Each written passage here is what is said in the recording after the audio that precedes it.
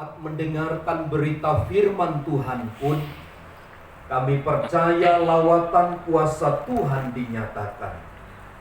Itu sebabnya singkapkanlah rahasia firman-Mu kepada kami, dan puaskanlah setiap dahaga jiwa kami, agar kami menjadi umat yang bertumbuh, menjadi jemaat yang kuat, yang sanggup menghadapi segala sesuatu yang ada di depan kami bersama dengan Tuhan. Pakailah hamba-Mu untuk menyampaikan isi hati Tuhan, dan berkati setiap jemaat Tuhan yang menerima berita firman Allah. Di dalam dan demi nama Yesus kami berdoa, yang siap diberkati bersama katakan amin. Baik, silakan duduk Bapak Ibu saudara sekalian. Terima kasih untuk Bapak Ibu Gembala yang mempercayakan kesempatan ini untuk saya menyampaikan berita firman Tuhan. Saya baca beberapa ayat dari Mazmur 112. Ayat yang ke-7 dan ayat yang ke-8. Saya baca demikian, ayat 7 dan ayat 8 dari Mazmur 112. Ia tidak takut kepada kabar celaka, hatinya tetap penuh kepercayaan kepada Tuhan. Hatinya teguh, ia tidak takut, sehingga ia memandang rendah para lawannya. Ayat 7 dan ayat yang ke-8 dari Mazmur 112 ini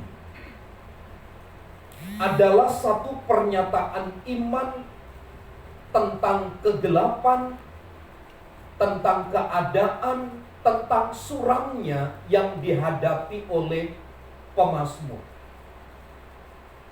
Menurut saya, satu kekuatan bagi gereja Tuhan hari ini, ketika kita melihat betapa sulit, betapa sukarnya jalan yang kita lalui, kita harus berani memunculkan pernyataan-pernyataan iman. Sebab dengan pernyataan-pernyataan iman itulah kita akan memiliki satu kekuatan. Baru di tanggal 21 hari ini kita memasuki tahun yang baru. Setiap memulai sesuatu yang baru, seperti kebiasaan kebanyakan orang, kita selalu menargetkan sesuatu untuk kita capai. Dan untuk memperjelas apa yang akan kita capai itu dibutuhkan satu strategi. Dibutuhkan satu kiat. Dibutuhkan satu dalil. Bukan berarti ketika kita memiliki strategi untuk mencapai kepada satu tujuan, kita memiliki kiat, kita memiliki dalil, itu bukan berarti kita sedang mendahului Tuhan. Bukan berarti kita sedang mengkerdilkan kuasa Allah yang bekerja, yang ada di tengah-tengah kita. Kalau kita belajar di dalam Alkitab, di dalam firman Tuhan, justru Allah mengajar kepada gerejanya. Allah mengajar kepada umat-umatnya demikian. Karena apa? Menurut saya, kiat, strategi, atau dalil itu merupakan alat atau sarana untuk memperjelas, untuk mempertajam apa yang akan kita capai di depan kita itu. Sebab kalau kita tidak punya strategi, kita tidak punya dalil, maka kita adalah menjadi orang-orang yang mudah goyah di tengah-tengah perjalanan. Arah langkah kita tidak jelas. Waktu Yakub mengalami 7 tahun masa kelaparan yang hebat, di tanah yang memang Tuhan persiapkan bagi generasi mereka, Tuhan pakai anaknya Yusuf yang ada di Mesir.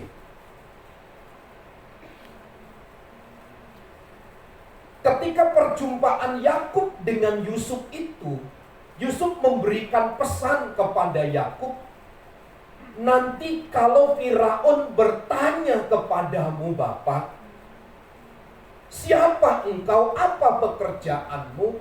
Jawab, kami ini adalah gembala kambing domba.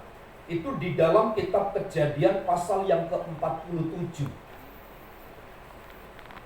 Kenapa dia katakan demikian? Ini merupakan satu strategi, ini merupakan satu kiat, ini merupakan satu dalil bagi mereka, supaya Yakub dan generasinya dapat diterima di Mesir dengan baik. Sebab ketika ada orang asing masuk ke tanah yang limpah dengan makan dan minum di masa kelaparan itu, mungkin ada pikiran-pikiran yang muncul di Firaun, bahwa Yakub dan saudara-saudaranya adalah sedang mengintai dan akan menjajah Mesir. Strateginya adalah katakan bahwa engkau gembala kambing domba, karena memang demikianlah kehidupan mereka. Kita belajar dari Yosua. Ketika Yosua mendapatkan mandat dari Allah untuk menduduki tanah Kanaan, Tuhan berkata kepada Yosua, tanah Kanaan itu adalah milik kepunyaanmu. Aku janjikan, aku berikan kepada kamu. Tetapi tahukah Bapak Ibu Saudara, janji Tuhan itu tidak diberikan secara cuma-cuma. Tapi Yosua harus bekerja lebih keras untuk memperoleh tanah Kanaan itu. Tujuannya adalah agar Yosua dan rekan-rekan mereka memiliki mental yang kuat. Mereka memiliki gairah, mereka memiliki semangat perjuangan yang tinggi untuk memperoleh sesuatu. Nah, itu adalah dalil strategi yang Tuhan berikan kepada Yosua. Dan lihat keluarnya bangsa Israel dari tanah Mesir pun demikian. Tuhan mengajar berstrategi kepada mereka. Kenapa mereka tidak langsung dibawa menuju tanah Kanaan, yang dalam hitungan hari, hanya belasan hari saja seharusnya. Tetapi mereka harus berputar di padang gurun selama 40 tahun. Agar mereka tidak menjadi umat yang mudah menyerah. Tuhan mengajar, mendidik mereka melalui kesulitan demi kesulitan. Dan itu adalah strategi yang Tuhan ajar kepada mereka. Nah, malam hari ini saya ingin menunjukkan kepada kita berdasarkan Mazmur 112 ayat 1 sampai ayat 10 itu kiat, strategi, dalil tentang cara bagaimana kita berhasil memasuki sesuatu yang baru dengan satu tujuan yang jelas. Yang pertama dari ayat yang pertama. Mazmur 112 itu ayat yang pertama. Saya baca demikian. Haleluya. Berbahagialah orang yang takut akan Tuhan, yang sangat suka kepada segala perintahnya. Yang pertama adalah jadilah orang yang takut akan Tuhan. Nilai hidup takut akan Tuhan itu adalah nilai hidup yang tidak populer. Pada waktu ibadah awal tahun di tempat kami percayakan ada beberapa jemaat untuk bersaksi di depan. Ada seorang pengusaha datang ke depan sambil menggendong anaknya membawa istrinya. Sebelum dia mengucapkan kata-kata tentang kesaksian betapa baiknya Tuhan, dia telah menangis. Dan kami yang duduk di depannya, kami pun bertanya-tanya, kenapa ini? Ini adalah momen untuk bersaksi, menceritakan tentang kebaikan Tuhan. Tapi justru jemaat ini berdiri di depan sambil sejegukan menangis, mengusap air matanya. Hanya satu kata yang keluar dari mulutnya. Pak Gembala, saya mohon izin di tahun 2024 ini, izinkan saya untuk membersihkan gereja setiap kali akan ada ibadah. Dia bukan seorang pengangguran. Saya tahu dia seorang pengusaha. Kalau ngepel paling tidak jam 8 sampai jam 9 malam baru selesai. Dia bersihkan begitu rupa. Memang ada waktunya setelah bekerja berusaha jam 8 sampai jam 9 malam. Dia tidak lalaikan tugas itu. Dan tahukah Bapak Ibu Saudara, ketika saya di depan, saya masih mendengar beberapa rekan-rekan jemaat itu tertawa. Mungkin pernyataan iman yang keluar dari Bapak ini dianggap sebagai sesuatu yang memalukan. Kok ada hari sebegini, ada orang mau menjalankan satu nilai pelayanan hanya mengepel membersihkan ruang ibadah. Dianggap sebagai sesuatu yang tidak populer. Bahkan mungkin ditertawakan. Tapi saya ingin katakan begini. Ini merupakan satu dalil yang cukup kuat. Hidup takut akan Tuhan. Kisah klasik di dalam Alkitab, kisah peristiwa Ayub. Dalam pasal 2 ayat yang ke-9. Ketika Ayub setelah dirundung oleh berbagai macam kesulitan, dia mengharapkan pasangan hidupnya yaitu istrinya sebagai pendukung. Malah istrinya berkata berbeda. Masihkah engkau setia? Masihkah engkau percaya kepada Tuhan? Kutukilah Allahmu dan matilah. Kapan kata-kata itu muncul? Saat Ayub belajar hidup takut akan Tuhan. Itu sebabnya saya katakan hidup dalam takut akan Tuhan bagi sebagian banyak orang itu sebuah sikap, sebuah perilaku, sebuah nilai yang tidak populer. Ditertawakan mungkin. Kesaksian yang kedua yang saya dengar dari anak muda yang kami layani. Saya tahu anak muda ini hidupnya pecicilan. Punya anak satu, dia bersaksi di depan. Dia mencalonkan diri jadi wakil rakyat dari satu partai, gagal. Pindah ke partai lain, gagal. Akhirnya dia bersaksi di depan. Tidak punya background pendidikan yang baik. Tapi di depan ini dia berkata, saya ingin jadi wali kota Tangerang.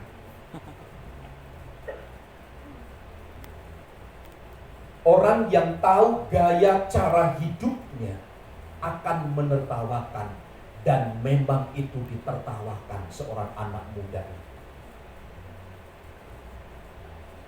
Tapi saya tahu itu keluar dari pernyataan imannya. Dan saya meyakini, amin, luar biasa, engkau hebat.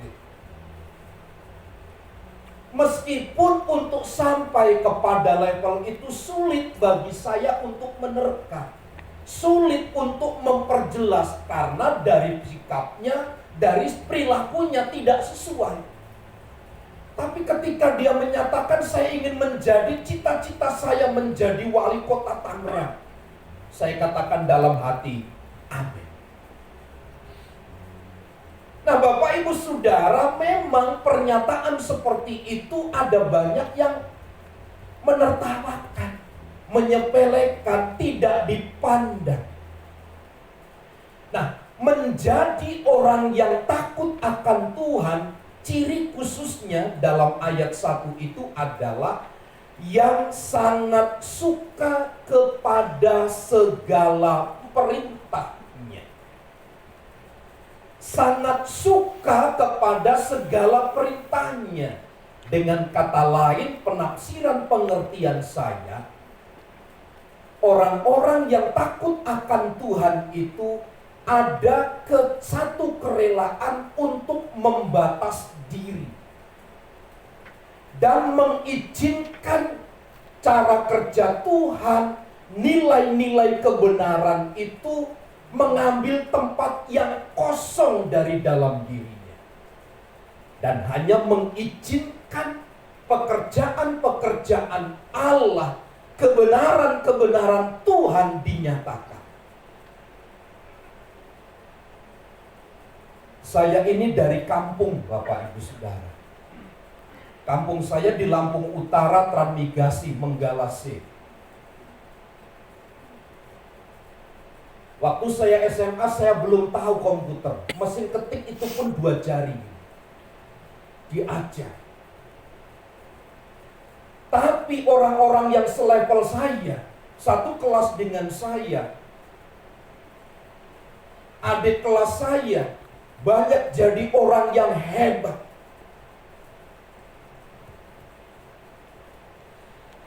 Banyak orang yang menduduki tempat-tempat yang strategis. Kalau dinilai dari mana asalnya, tidak mungkin itu terjadi. Saya percaya orang-orang yang demikian mengawali karir hidupnya dengan belajar untuk membatas diri. Ada satu keinginan yang besar yang melebihi kemampuan, kapasitas, kekuatan kita.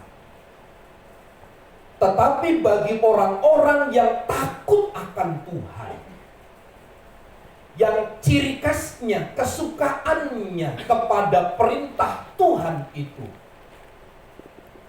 dia akan berani membatas diri, mengizinkan Tuhan untuk masuk di dalam kekosongan jiwanya itu, dan membiarkan Tuhan sepenuhnya bekerja dengan caranya. Sebab orang-orang yang demikian pasti akan mengalami satu ketenangan jiwa, sehingga dia akan berpusat pikirannya hanya kepada Kristus dan kerajaannya. Dari sini saja kita belajar, kunci keberhasilan kita adalah pada waktu kita menjadi orang-orang yang takut akan Tuhan, dengan menyukai, sangat suka kepada perintah-perintah dari Tuhan. Nah, Bapak Ibu Saudara yang dikasihi oleh Tuhan, betapa berat, betapa sulit untuk merelakan sebagian hidup ini untuk dipotong dan mengizinkan sesuatu yang tidak biasa itu berjalan mengendalikan seluruh hidup kita. Tapi itulah cara yang terbaik untuk kita bisa berbuah dengan lebat demi dan untuk kemuliaan nama Tuhan. Karenanya menjadi orang yang takut akan Tuhan, pasti hidupnya akan tenang, pikirannya hanya tertuju dan fokus kepada Tuhan. Karenanya demikianlah orang-orang menjadi berhasil. Yang kedua, dari ayat yang ke-7 saya baca demikian. Ia tidak takut kepada kabar celaka, hatinya tetap penuh kepercayaan kepada Tuhan.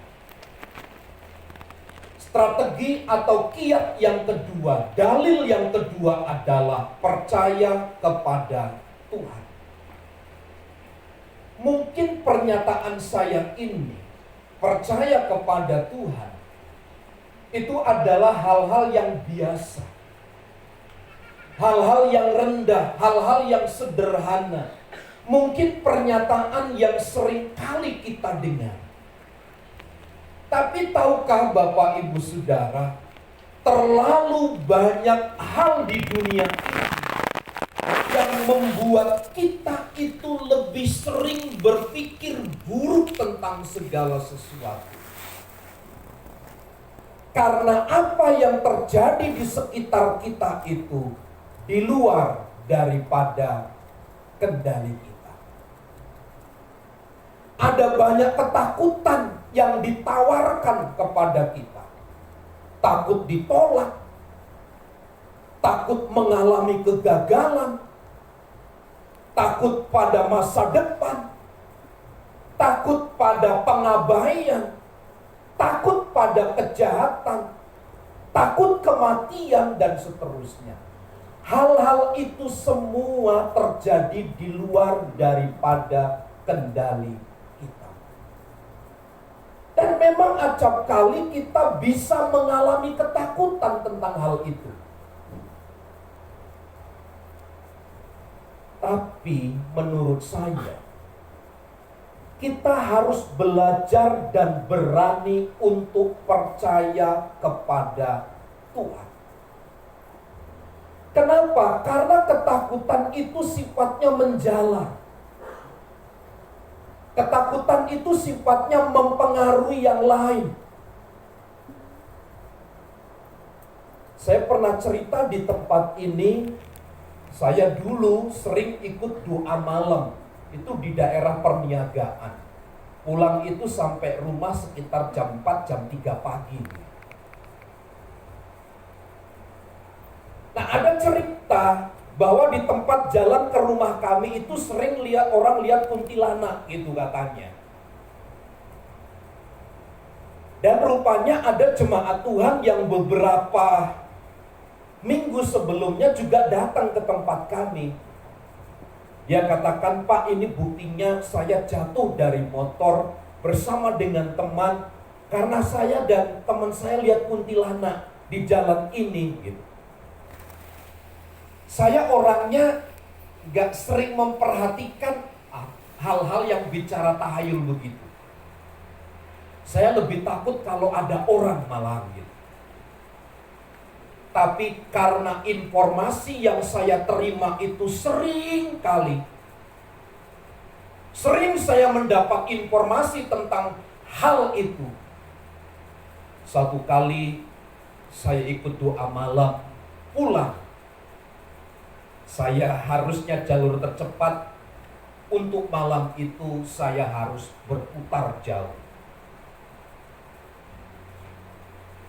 Kenapa? Karena saya sering mendapat informasi, mendapat masukan gitu. Jangan-jangan betul apa yang dinyatakan orang-orang kepada tentang kenyataan yang dia lihat. Nah, jangan-jangan betul inilah menjadi persoalan yang besar bagi kehidupan kita. Saya tidak membayangkan seandainya Ketakutan itu saya tidak simpan untuk sendiri. Saya tidak tahu, mungkin bisa menjalar kepada istri saya, bisa menjalar kepada anak-anak saya. Nah, kalau saya tidak kalahkan, bisa menjalar kepada jemaat yang saya layani dan seterusnya. Karena di dalam Ulangan pasal 2 ayat yang ke-8 jelas, kalau mereka mau berperang, ada yang takut, silahkan pulang. Itu adalah hukum perang yang berlaku. Kalau di antara kalian ada yang takut maju berperang, dipersilahkan pulang. Kenapa? Jangan-jangan rekan yang lain bisa menjadi tawar hati. Inilah yang saya maksudkan. Rasa takut itu bisa menjalar kepada yang lain. Nah, kuncinya adalah percaya kepada Tuhan. Sebab orang-orang yang percaya kepada Tuhanlah yang akan memiliki negeri seperti Yosua. Orang-orang yang percaya kepada Tuhan sajalah mereka yang akan menikmati kehadiran dan pernyataan-pernyataan secara spesifik yang datang dari Tuhan. Mereka akan menjadi pribadi yang mantap, menjadi pribadi yang kuat dan tangguh. Nah, ada terlalu banyak godaan yang ada di sekitar kita hari-hari ini, yang bisa menggoyahkan satu keyakinan. Tapi menurut pemazmur, ia tidak takut kepada kabar celaka. Hatinya tetap penuh kepercayaan kepada Tuhan. Rupanya satu kunci kesuksesan, keberhasilan untuk mencapai kepada satu tujuan adalah percaya kepada Tuhan. Sebab orang-orang yang percaya kepada Tuhan, dia beroleh satu kekuatan. Entah bagaimana dalilnya, tapi bagi mereka yang percaya kepada Tuhan, pasti akan mencapai garis akhir dengan baik. Beda ketika seseorang tidak mau percaya dan hanya mempercayai berita-berita yang didengar. Tidak akan pernah sampai kepada satu tujuan. Sekali lagi, strategi yang kedua memasuki tahun yang baru ini dengan penuh pertanyaan-pertanyaan yang akan terjadi di depan ini. Mari kita lalui dengan percaya saja kepada Tuhan. Yang terakhir dari ayat yang ke-8 ditulis begini: hatinya teguh, ia tidak takut, sehingga ia memandang rendah para lawannya. Orang-orang yang percaya kepada Tuhan itu hatinya teguh. Ia tidak takut sehingga ia memandang rendah para lawannya. Saya coba mengambil istilah begini dari ayat yang ke-8 dalam beberapa terjemahan yang lain. Bahwa strategi kiat untuk memasuki tahun yang baru adalah bersabar.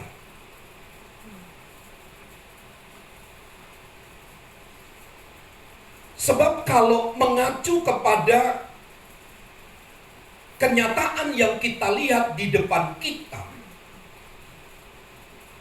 kita ini diajar untuk bertindak cepat.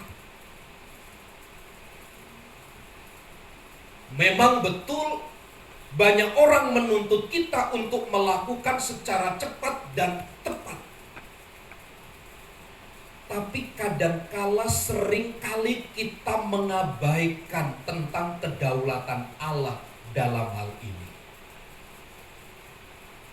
kita harus belajar untuk bersabar lebih banyak. Ada seorang anak mudi, dia dari Sulawesi Utara, kuliah di Malang. Kurang lebih 1,5 tahun ada di Malang. Orang tuanya telah mempersiapkan dengan baik, baik kos, baik makan, baik cucian, semua dipersiapkan dengan baik. Tapi anak muda ini memiliki rasa yang kurang enak kalau minta tolong sama ibu kos itu. Akhirnya anak mudi ini makanan setiap hari adalah makanan instan.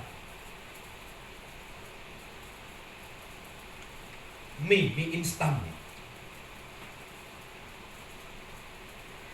Saya tidak tahu adakah koneksi antara mie instan ini dengan penyakit yang dia derita. Tapi saya dengar dokter bisa pemicu. 1,5 tahun rupanya ada benjolan kecil di sebelah sini. Saudaranya dari Tangerang bilang kepada saya, gimana Pak Gem? Dijemuk atau bagaimana? Kondisinya bagaimana? Badannya terus panas dingin. Setelah dibawa ke dokter, didiagnosis, akhirnya betul itu adalah kanker ganas. Dibawa ke Tangerang hanya beberapa bulan lalu berakhir ini anak muda. Selesai hidupnya.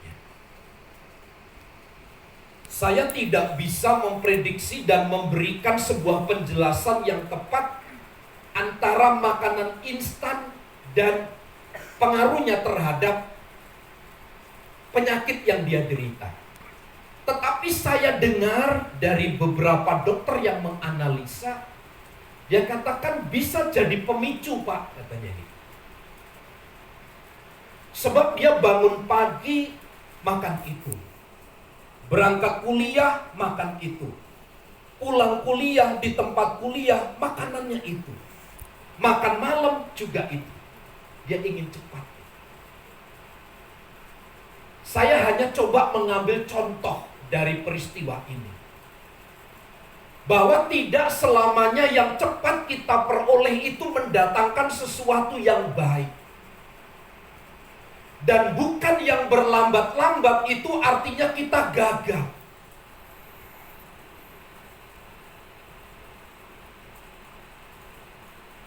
Selalu ada pujian yang seringkali kita dengarkan, waktu Tuhan adalah waktu yang terbaik. Waktu Tuhan adalah waktu yang terbaik. Jadi kadang-kadang Tuhan mengajar kita juga untuk bersabar. Jangan terlalu cepat untuk naik. Biasanya orang yang cepat naik, jatuhnya itu akan sangat menyakitkan. Sabar, tunggu waktunya Tuhan. Kalau Dia yang mengangkat kita, tidak ada yang bisa menurunkan. Juga terjadi sebaliknya. Mazmur 112, sekali lagi saya katakan, inilah pernyataan iman dari pemazmur. Dia sedang dirundung oleh kesulitan yang hebat. Tapi dalam hal itu, dia tidak mau lebih cepat untuk selesai masalahnya. Tapi dia lebih banyak untuk bersabar, mengizinkan Tuhan untuk bertindak, melakukan sesuatu demi untuk mengajar hidupnya menjadi pribadi yang kokoh, menjadi pribadi yang kuat.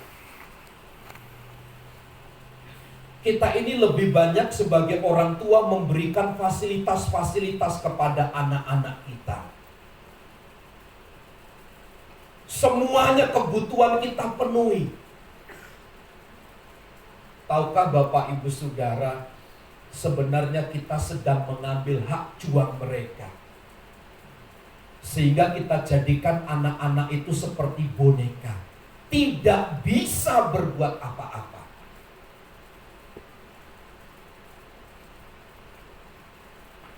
Ajar generasi, ajar anak-anak kita, jangan ambil perjuangan mereka.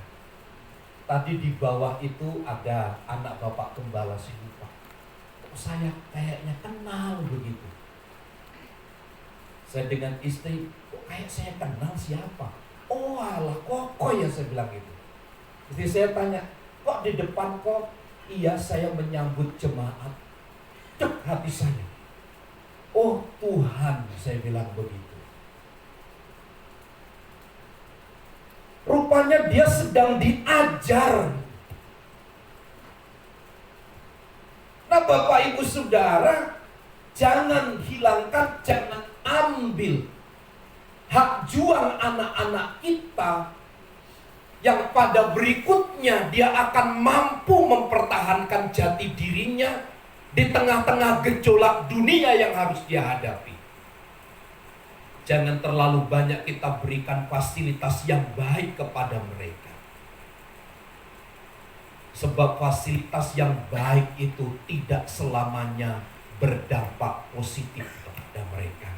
Anak saya, perempuan, lulus SMA Floren, saya bilang, saya nggak mau biayai kuliahmu. Dengan istri, bukan berarti saya nggak punya, saya ada, mampu kalau biaya kuliah. Saya ajar kamu pagi bekerja, sore kuliah.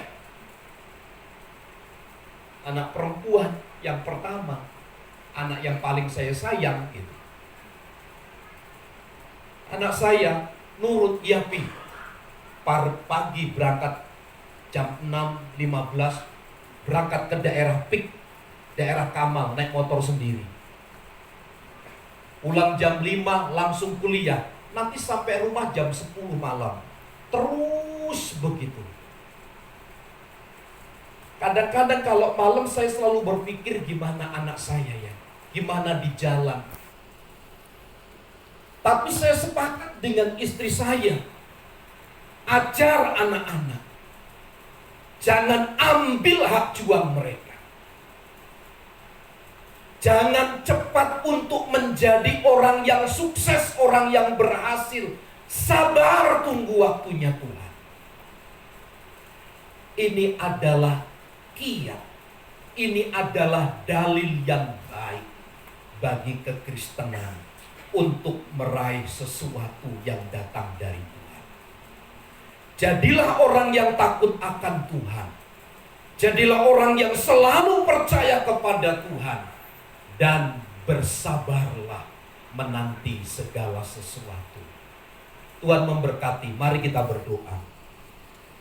Bapa, terima kasih untuk pernyataan-pernyataan dari berita firman-Mu yang kami dengar sore hari ini. Ada banyak hal yang mungkin kami tidak dapat buat, tidak dapat lakukan di dalam hidup ini. Tapi dengan firman Allah sudah mengajar kami untuk kami menjadi orang-orang yang takut akan Tuhan. Untuk menjadi orang-orang yang takut akan Allah. Menjadi orang yang percaya kepada Tuhan. Dan bersabar menantikan segala sesuatu. Karena dalil-dalil ini adalah dalil yang akan membawa kami kepada kemuliaan demi kemuliaan. Sebab hidup kami diisi oleh firman Allah. Hamba berdoa, berkati seluruh jemaat Tuhan di tempat ini. Belum terlalu jauh kamu melewati hari-hari ini. Masih ada banyak arah untuk kami berputar, memalingkan muka kami kepada Tuhan. Dan untuk belajar tunduk kepada ketetapan dari firman Allah. Kami percaya berita firman Allah ini akan menjadi penguat dan peneguh bagi kami untuk kami melihat kemuliaan Tuhan dinyatakan. Kami terima berkat firman Tuhan dengan hati bersyukur di dalam dan demi nama Yesus. Setiap kita yang percaya dan diberkati bersama katakan amin.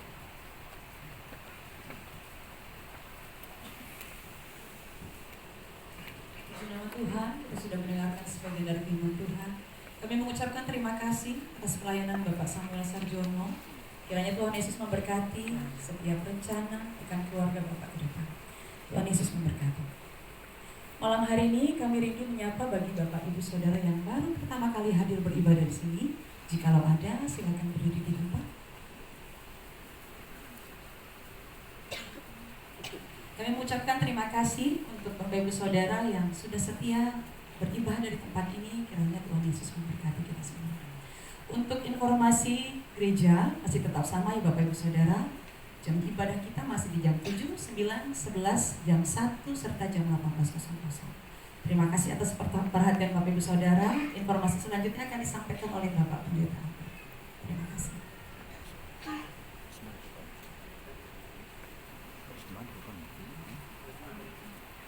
Kembali mengingatkan kepada kita semua bahwa bagian untuk anak yaitu sekolah minggu sudah berjalan.